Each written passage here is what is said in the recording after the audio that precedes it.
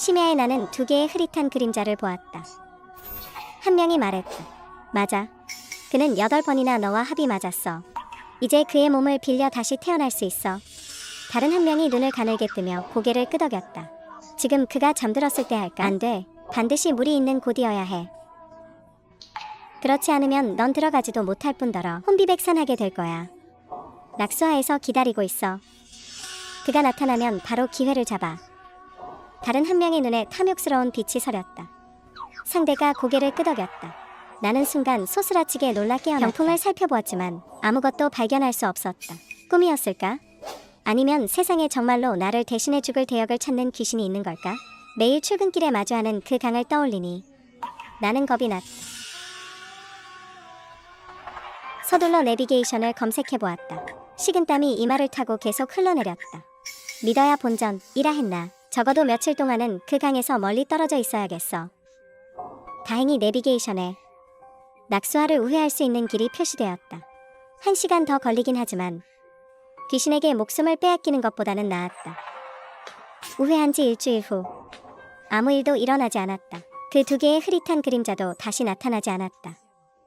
정말 꿈이었던 걸까? 스스로를 비웃으며 오늘 퇴근길엔 원래 길로 가려던 참이었다. 사장이 단체 채팅방에 워크숍 공지를 올렸다. 내일 야유회 일정이 잡혔다. 장소는 교회의 낙수하 강가. 이번 워크숍은 전 직원 필수 참석이다. 결근은 절대 불가. 불참자는 예외 없이 해고하겠다.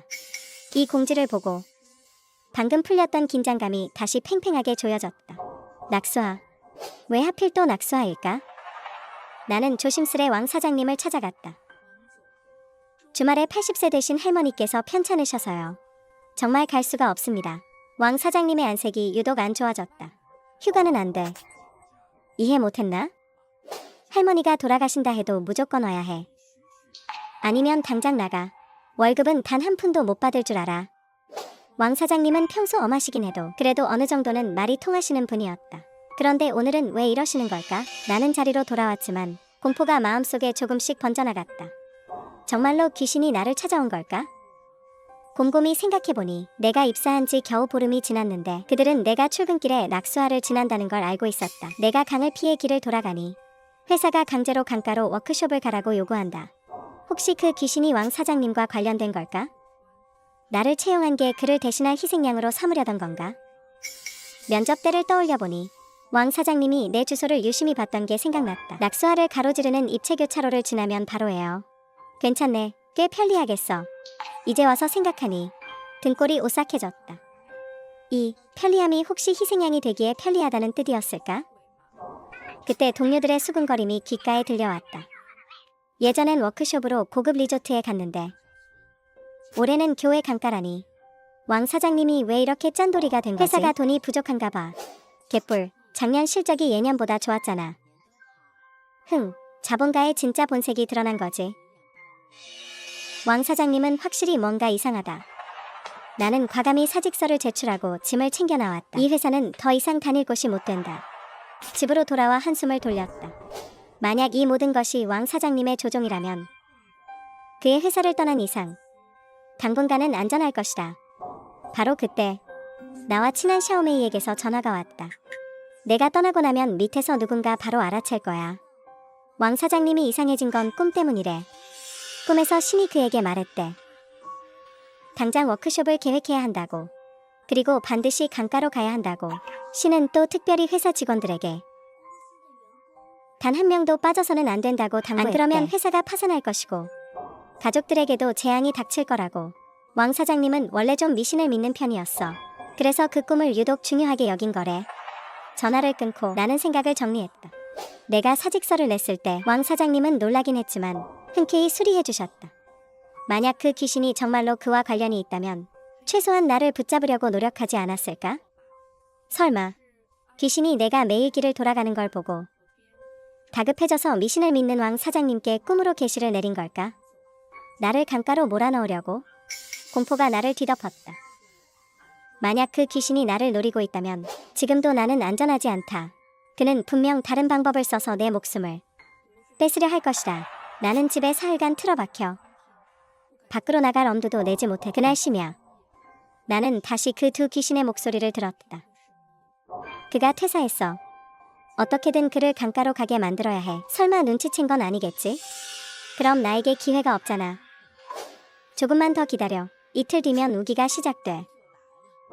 그때 빗물이 고이면 물웅덩이에서 시도해 볼 수 있을 거야. 나는 소스라치게 놀라 깨어났다. 그때 문 밖에서 거세게 문을 두드리는 소리가 났다. 나는 침대에 앉아 몸을 웅크린 채 꼼짝도 할 수 없었다.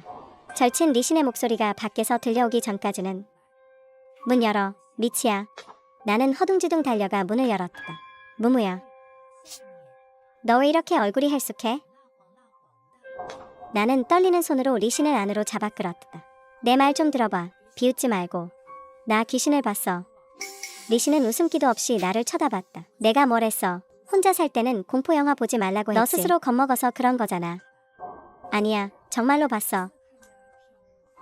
그 귀신이 나를 대신해 주기려 해. 나는 다급하게 최근에 있었던 일을 모두 털어놓았다. 리신아, 모레부터 정말로 비가 온대. 빗물이 깊게 고이면 나는 끝이야. 처음에는 리신도 놀라고 의아해했지만 왕 사장님의 꿈과 귀신의 계획을 듣고 나서는 그녀도 두려움에 떨었다. 무무야, 이제 더 이상 이렇게 숨어 지낼 순 없어. 비록 이틀 뒤에 빗물이 충분히 고이지 않더라도 그놈들은 분명 다른 방법으로 너를 해치려 할 거야. 우리 외숙모가 아는 아주 용한 분이 계셔. 내가 대신 알아봐 줄게. 그분께 방법이 있는지 한번 보자. 집에서 나 기다려. 절대 어디 나가지 말고. 비심이 떠난 후 나는 침대에 앉아 꼼짝도 할 수 없었다. 작은 소리에도 심장이 터질 것만 같았다. 귀신이 목숨을 강제로 빼앗으러 온 건 아닌지 겁이 났다. 다음 날 아침 일찍 리신이 내게 주소를 보내왔다. 오늘 당장 가봐. 내일 모레면 폭우가 쏟아질 거야. 더 이상 지체할 수 없어. 나는 내비게이션으로 강물이 없는 길을 찾아 경로를 설정했다. 서둘러 길을 떠났다. 2시간 후 나는 어느 외딴 산에 도착했다. 그 용하다는 분을 만났다. 당신 일은 이미 전에 들었네. 악기가 굳이 물이 있는 곳에서만 손을 쓸 수 있는 이유는 내 사주의 관살이 강해서 그래. 본래 물을 두려워하기 때문이지. 하지만 그 악기는 나와 사주 속성이 같다고 했는데요. 그래서 나를 대신 죽게 하려는 거 아닌가요? 그렇다면 그놈은 왜 물을 무서워하지 않죠? 허허, 웃기는군. 그놈은 이미 악기가 되었으니 당연히 아무것도 두려울 게 없지. 오직 사람만이 약점이 있는 법이야. 그럼 해결할 방법은 없나요? 평생 물을 피해 다녀야 하나요? 도인은 잠시 멈추더니 당연히 그럴 필요 없다고 진능극수. 당신의 오행 중 금의 속성을 보강하기만 하면 아무 문제 없을 걸세. 산에서 내려가 남쪽으로 쭉 가다 보면 100km 지점에 폐금광이 하나 있을 거야. 도인이 내게 부적 하나를 건네주었다. 금광에 이 부적을 붙이고 1시간 동안 조용히 앉아있게나. 그러면 이번 애구는 사라질 걸세. 나는 서둘러 도인에게 감사 인사를 했다. 부적을 챙겨 당장 떠나려 했다. 도인이 걱정스러운 듯 당부했다. 명심하게 반드시 3시간 안에 도착해야 하네. 그렇지 않으면 위험할 걸세. 길에서 누구를 만나든 절대 상대하지 말게. 악기가 당신이 금광으로 가는 걸 알면 분명 무슨 수를 써서라도 막으려 할 테니까. 놈이 꿈에 나타날 수 있다는 건 그만큼 도력이 깊다는 뜻이니 부디 정신 바짝 차리게. 나는 서둘러 산을 내려와 차를 몰고 금광 방향으로 달렸다. 원래 100km 거리라면 2시간이면 도착할 수 있는 길이었다. 그런데 절반쯤 갔을 때 갑자기 차 시동이 꺼졌다. 아무리 해도 걸리지 않았다. 그때 인자하게 생긴 노인 한 분이 내 앞에 나타났다. 그가 내 차 앞을 가로막았다. 걱정스러운 얼굴로 아가씨, 빨리 도망쳐. 더 가면 너 죽어. 나는 마음속으로 도인의 말을 되새겼다. 그를 무시하려고 했었다. 그저 차 시동이 걸리기만을 간절히 빌었다. 남은 길을 걸어서 가야 한다면 정해진 시간 내에 도착할 수 없을 테니까. 내가 반응하지 않자 노인은 더욱 다급해하며 말했다. 헛수고하지 마라. 내 차를 고장낸 건 바로 나다. 난 널 구하려는 거야. 지금 당장 차를 돌려 돌아가. 내가 왔던 길을 따라 집으로 돌아가라고. 절대로 다른 길로 새지 마. 누구라도 마주치는 순간 넌 끝장이야. 그가 말을 마치고 손을 한번 휘저었다. 거짓말처럼 내 차 시동이 단번에 걸렸다. 나는 공포에 질린 채 그를 바라보았다. 당신, 그 귀신이랑 한패지. 지금 뒤에서 날 기다리고 있는 거지. 노인은 고개를 저으며 부정했다. 귀신은 뒤에 있지 않다. 그놈은 지금 바로 내 옆에 있어. 내가 금광, 진광, 에 발을 들이는 틈을 타 내 목숨을 앗아갈 거야. 나는 그가 그린 그림 속 허점을 찾아냈다. 비웃으며 말했다. 사기꾼 같으니. 방금 당신 입으로도 말했잖아. 물을 만나야만 놈이 목숨을 앗아갈 수 있다고. 내가 이미 다 알아봤어. 금광사, 진광사 안에는 물이 있는 곳이 금광에서 사람 목숨을 앗아가는 건 애초에 불가능해. 노인이 엄숙한 표정으로 나를 바라본다. 그 근처에는 분명 강이 없지. 하지만 진생수에 대해 들어본 적 없나? 내 명격은 물뿐만 아니라 금도 꺼려야 하거든. 일단 내가 금광에 가게 되면 그 사람이 준 부적까지 붙이게 되겠지. 주위의 기운이 물의 효력과 똑같아질 거야.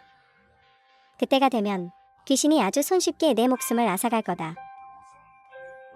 나는 미친 듯이 고개를 저었다. 거짓말 마세요. 고인민이 말하길 금은 술을 이긴다고 했지. 게다가 아무 이유 없이 왜 저를 해치겠어요? 설마 그 사람이 귀신이 변한 거라고 말하려는 건 아니죠? 노인이 한숨을 내쉬었다.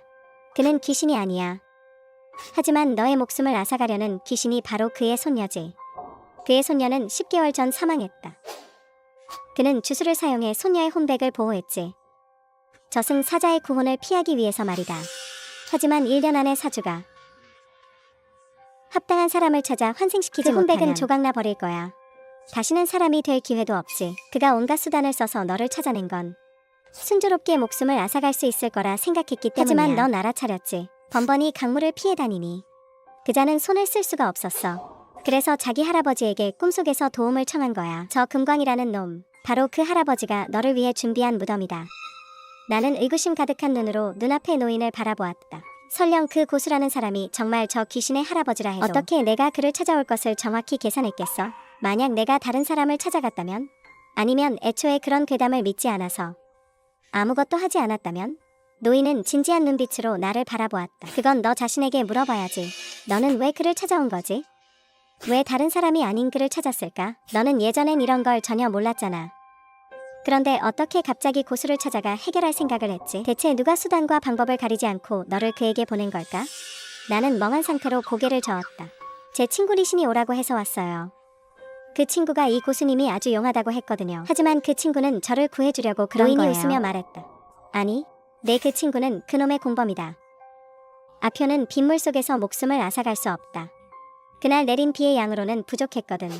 그게 아니었다면 내가 씻을 때 벌써 손을 썼겠지. 그자가 너에게 그런 생각을 하게 만든 건 다 너를 공포에 질리게 하려는 수작이야. 방법을 찾아 해결하라고 너를 몰아붙인 거지. 그러고는 내 친구가 그 틈을 타 너의 신뢰를 이용해 소위 말하는 그 고수라는 사람 앞까지 너를 유인한 거야. 그러고는 너를 금광으로 속여 데려가려는 거지. 어서 도망쳐. 안 그러면 늦어버릴 거야. 그날 이흔이 우리 집에 찾아왔던 행동을 떠올려 본다. 확실히 좀 이상했어. 난 고양이를 키우는데 그 애는 고양이를 무서워해서 항상 아래층에서 날 기다렸거든.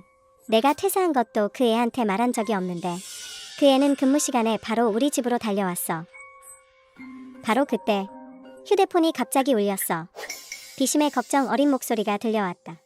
어떻게 됐어? 고수는 만났어? 나는 깊게 숨을 한 번 들이마시고 나직하게 대답했어. 만났어. 그런데 난 이제 해결 안 하려고. 비심이 크게 놀랐다. 해결 안 한다고? 왜 그래? 너 미쳤어? 우리 외숙모가 그러시는데 악귀가 목숨을 노리는 건 쉽게 포기하지 않는데. 나는 아무렇지 않다는 듯 말했어. 그 고수가 가라는 곳이 너무 멀어서 말이야. 귀찮기도 하고 기껏해야 평생 물을 멀리하면 그만이지. 밖에 안 나가면 그만이고. 말을 마치고 바로 전화를 끊어버렸어. 노인, 로등, 이 한숨을 내쉬며 말했다. 어서 돌아가거라. 나는 즉시 시동을 걸고 금광 방향으로 가는 척했어. 하지만 반 미터도 채 못 가서 차 시동이 다시 꺼졌어. 노인, 로등, 이 뒤쫓아진 표정으로 외쳤어. 이 미친 사람아. 내가 그렇게 말했는데 하나도 안 들려? 잘 들어. 금광 같은 건 꿈도 꾸지 마. 넌 거기 못 가. 내 차는 돌아가야만 시동이 걸릴 거야. 바로 그때 택시 한 대가 멀리서 급하게 달려 왔어. 차는 급브레이크를 밟으며 내 차 옆에 섰지. 이흔이 다급하게 차에서 내렸다. 전호인, 로등은 아표다. 이미 내 차를 조종하고 있어. 내가 돌아가려고 하면 차가 제멋대로 움직여 널 강가로 끌고 갈 거야. 노인, 로등, 도 다급하게 나를 향해 소리쳤다. 거짓말이야. 저놈이 속이는 거야. 어서 차를 돌려 저놈을 따라가. 그래야 해결돼. 나는 노인, 로등, 과 이흔을 번갈아 가며 살폈다. 그들의 얼굴에는 모두 걱정이 가득했고 눈빛에는 진심이 서려 있었지. 나는 눈을 감고 깊게 숨을 들이마셨어. 다시 눈을 떴을 때 눈가에 서려 있던 공포는 이미 사라졌어. 그 자리를 대신한 건 차가운 확신이었지. 입가에는 조소 섞인 미소까지 지어졌어. 나는 평온한 눈빛으로 눈앞에서 다급하게 연기하는 두 사람을 훑어보았어. 천천히 입을 열었지. 연기 그만해.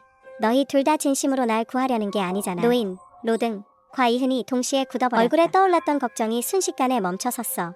눈동자에 알아차리기 힘든 당혹감이 스쳤다. 이흔이 가장 먼저 정신을 차렸다. 울먹이며 다급하게 물었다. 너 지금 무슨 소리를 하는 거야? 내가 왜 너를 속이겠니? 이 노인네는 진짜 귀신이다. 그자는 너를 강가로 유인해서 목숨을 빼앗으려는 거야. 노인도 즉시 흉측한 표정을 거두었다. 다시 인자한 얼굴로 돌아왔다. 한숨을 내쉬며 말했다. 아가씨, 어째서 나를 믿지 않는 건가? 더 지체하다가는 정말로 기회가 없을 게야. 기회? 웃기지 마. 나는 비웃으며 내뱉었다. 가방에서 작은 옥 목걸이를 꺼냈다. 할머니께서 주신 것이었다. 집안 대대로 내려오는 물건이라 하셨다. 사악한 기운을 막고 재앙을 피하게 해준다고 전에는 항상 했다. 몸에 지니고 다녔는데 당황하는 바람에 깜빡하고 꺼내지 못했던 것이다. 나는 처음부터 무언가 이상하다고 느꼈다. 그저 너희들의 연기를 지켜보고 있었을 뿐이다. 나는 고개를 들어 이흔을 바라보았다. 얼음처럼 차가운 말투로 말했다. 너 고양이 무서워하지? 어릴 때부터 고양이는 건드리지도 못했잖아. 그런데 그날 내가 우리 집으로 들이닥쳤을 우리 집 고양이가 현관에 웅크리고 있었어. 그런데 너는 눈 하나 깜짝 안 하더군. 오히려 제 발로 고양이를 피해 돌아갔지. 너는 고양이를 무서워하는 게 아니야. 내가 의심할까 봐 전부터 무서워하는 척 연기했던 거지. 그렇지? 그리고 내가 사직한 건 나 자신뿐이야. 아무에게도 말하지 않았는데 어떻게 그렇게 정확히 우리 집을 찾아왔어? 내가 집에 있는 건 또 어떻게 알았고? 이흔의 얼굴이 순식간에 창백해졌다. 입술을 파르르 떨며 반박할 말 한마디 내뱉지 못했다. 나는 다시 노인을 향해 고개를 이어갔다. 당신도 마찬가지예요. 당신은 저 귀신이 내 조상이라고 했지. 금광이 함정이라고도 했고. 그런데 당신은 금생수라고 했지. 내 사주팔자가 금과 수를 무서워한다고 했지. 하지만 어제 오행명리학을 일부러 찾아봤거든. 내 사주에 관살이 많긴 하지만 일간이 토에 속해. 토는 수를 극할 수 있고 금은 토를 생할 수 있지. 당신이 한 말은 전부 반대였어. 귀신이 빗물로는 목숨을 빼앗을 수 없다고도 했지. 아니었다면 목욕할 때 벌써 손을 썼겠지. 하지만 당신은 잊었나 본데. 귀신이 몸을 빼앗으려 한다. 자발적인 동의가 있거나 혼백이 약해져야 한다는 조건이 필요해. 나는 줄곧 공포에 떨고 있었으니. 혼백이 불안정했어. 목욕할 때 물도 충분했으니. 그자가 하려고 했다면 진작에 했을 거야. 뭐하러 장마철까지 기다리겠어? 나는 잠시 말을 멈추고 순식간에 어두워진 노인의 얼굴을 바라보며 한마디씩 또박또박 내뱉었다. 당신과 이흔은 사실 한패였군. 당신들의 목적은 금광에 가는 걸 막으려는 게 아니었어. 오히려 나를 억지로 보내려는 거였지. 단지 역할만 달랐을 뿐이야. 한 명은 악역, 한 명은 선역을 맡아서 나로 하여금 금광만이 유일한 탈출구라고 굳게 믿게 만들려고 했던 거잖아. 내 말이 맞지? 내 말은 날카로운 칼날처럼 두 사람의 가면을 찢어발겼다. 이흔의 눈에서 결국 눈물이 떨어졌다. 그동안 너에게 미안했다. 일부러 그런 게 아니야. 그 사람이 나를 협박했어. 내 남동생을 납치했단 말이야. 너를 속여서 금광으로 데려오지 않으면 남동생을 죽이겠다고 했어. 노인은 더는 숨길 수 없다는 걸 알았는지 얼굴에 띄던 인자한 미소가 완전히 사라졌다. 그 대신 음흉하고 잔인한 표정만이 남았다. 내가 다 알아챘으니 나도 더는 가식 떨지 않겠다. 맞아, 나랑 리흔은 한패야. 그 고수가 바로 나야. 내 몸을 빼앗으려던 그 귀신은 내 손녀가 전혀 아니야. 그건 죽은 내 아내다. 억울하게 죽은 지 오래지. 나는 줄곧 죽은 자의 몸을 빌려 환생할 생각이었어. 그리고 너는 우리가 꼬박 1년을 찾아다닌 사주가 완전히 일치하는 유일한 사람이지. 내가 일부러 리신을 시켜 너를 유인하게 했고 일부러 금은 물을 이긴다고 말했지. 내가 금광으로 가게 만든 건 금광 속의 전기가 가장 강하기 때문이야. 너의 토속성을 완전히 제압할 수 있지. 내 혼백을 흩어지게 만들 수 있으니까 그때가 되면 내 아내가 아주 쉽게 너희 몸을 차지할 수 있지. 왕 사장이라면 말이야. 그는 정말로 꿈에서 계시를 받은 거야. 그 꿈에 나타난 것도 바로 나고 나는 내가 수원이 있는 곳으로 다가가게 만들고 싶었어. 너를 공포에 몰아넣고 내가 사람을 시켜 고수라고 속인 자에게 도움을 구하게 하려고 내가 길을 돌아가고 사직을 결심한 것도 전부 내 계산 속에 있었지. 아까 내 차를 고장낸 것도 일부러 금광이 함정이라고 말한 것도 전부 리신의 말을 더 굳게 믿게 하려고 했던 거야. 그렇게 조급하게 금광으로 가길 바랐으니까 내가 똑똑한 줄 알았지? 사실 너는 처음부터 끝까지 내 덫에 걸려 있었던 거야. 노인은 갈수록 광기에 젖어 떠들어댔다. 그가 손을 휘젓자 주위의 공기가 순식간에 차갑게 얼어붙었다. 뼛속까지 시린 한기가 휘몰아쳤다. 리시는 온몸을 떨며 바닥에 엎드려 애원했다. 미안해. 정말 어쩔 수가 없었어. 난 남동생을 잃을 수 없단 말이야. 제발 용서해주면 안 될까? 나는 그의 어깨를 두드리며 겁낼 것 없다는 신호를 보냈다. 시선은 여전히 차갑게 노인을 응시했다. 내가 정말 모든 것을 계산할 수 있다고 생각하나? 나는 손에 든 옥펜던트를 들어 올렸다. 옥펜던트가 햇빛을 받아 눈부신 백색 광선을 뿜어냈다. 순식간에 주위에 음산한 기운이 흩어졌다. 내가 정말 아무것도 모를 줄 알았나? 할머니께서 진작에 알려주셨지. 이 옥펜던트는 상고시대의 법기라고. 사악한 것을 진압하고 귀신을 쫓아내며 모든 술법과 위장을 꿰뚫어 볼 수 있지. 너를 처음 본 순간 나는 이미 내 몸에서 짙은 괴계가 흐르는 걸 알아봤어. 리신의 몸에는 술법으로 조종당한 흔적이 있었지. 내가 너희들의 연극에 장단을 맞춰준 이유는 너희가 대체 무슨 음모를 꾸미는지 확인하고 너희를 일망타진하고 싶어서였어. 노인의 얼굴색이 확 변했다. 믿을 수 없다는 듯 내 옥펜던트를 뚫어지게 쳐다봐. 말도 안 돼. 어떻게 이럴 수가 있지? 이런 상고법기는 진작에 자취를 감췄을 텐데. 내가 모르는 건 아직 많아. 옥펜던트의 백색 광선은 갈수록 강렬해졌다. 백색 광선을 정면으로 맞은 노인은 처절한 비명을 질러댔다. 몸이 조금씩 투명해지기 시작했어. 너는 아내의 혼을 다른 몸에 빌려 살리려고 무고한 사람을 해치고 조종하는 짓을 서슴지 않았지. 이미 천도를 거스른 것이나 다름없다. 오늘 내가 하늘을 대신해 벌을 내리겠다. 너를 완전히 소멸시켜주마. 무무는 옥펜던트를 꽉 쥐었다. 체내의 기운을 그 안에 불어넣었다. 하얀 빛이 순식간에 폭발하듯 뿜어져 나왔다. 마치 날카로운 검처럼 노인의 가슴을 꿰뚫었다. 노인은 마지막으로 처절한 비명을 질렀다. 몸은 완전히 검은 연기로 변해버렸다. 공기 속으로 흩어져 사라졌다. 노인이 사라짐과 동시에 이흔, 리신의 몸을 억누르던 서법의 제어도 풀렸다. 그는 거칠게 숨을 몰아쉬었다. 얼굴에는 죄책감이 가득했다. 무무, 정말 미안하다. 앞으로는 다시는 이런 짓을 하지 않을게. 자수할 거야. 내 잘못을 보상할게. 나는 그를 바라보았다. 어조가 한결 부드러워졌다. 너도 협박을 당했던 거잖아. 진심으로 뉘우친다면 말이야. 아직 기회는 있어. 내 동생은 내가 찾아줄게. 저 늙은이가 그를 납치했다면 분명 단서를 남겼을 거야. 리신, 이흔, 은 고마운 눈빛으로 그녀는 말없이 고개를 끄덕였다. 나는 휴대폰을 꺼냈다. 전화 한 통을 걸었다. 할머니께서 남겨주신 번호였다. 해결할 수 없는 일이 생기면 이 번호로 전화를 하라고 하셨지. 전화기 너머의 사람은 할머니의 오랜 친구이자 진정한 고수였다. 나는 상황을 간략하게 설명했다. 고수는 즉시 사람을 보내 리신의 동생을 찾겠다고 했다. 그리고 저 늙은이 아내의 혼백도 술법에 뒷받침이 없기에 이미 스스로 흩어졌다고 했다. 더 이상 인간 세상을 해치지 못할 것이다. 전화를 끊고 나는 리신을 바라보았다. 그리고 저 멀리 하늘을 올려다보았다. 비로소 안도의 한숨이 나왔다. 보름 넘게 이어진 목숨을 노리는 위기가 드디어 완전히 끝났다. 나는 금광에 가지 않았다. 더 이상 물을 두려워하지도 않는다. 왜냐하면 깨달았기 때문이다. 진정으로 나를 보호할 수 있는 것은 도망치는 것이 아니라는 것을, 오직 용기와 지혜뿐이다. 그 후 이흔이 자수하러 갔어. 수사에 적극적으로 협조한 덕분에 집행유예를 선고받았다. 그의 동생도 무사히 구조되었다. 남매는 평온한 일상을 되찾았다. 왕 총재도 사건의 진상을 알게 되었다. 일부러 내게 전화해 사과하더군. 다시 회사로 돌아오라는 말과 함께 나는 정중히 거절했다. 이 모든 일을 겪고 나니 그저 새로운 환경에서 다시 시작하고 싶을 뿐이다.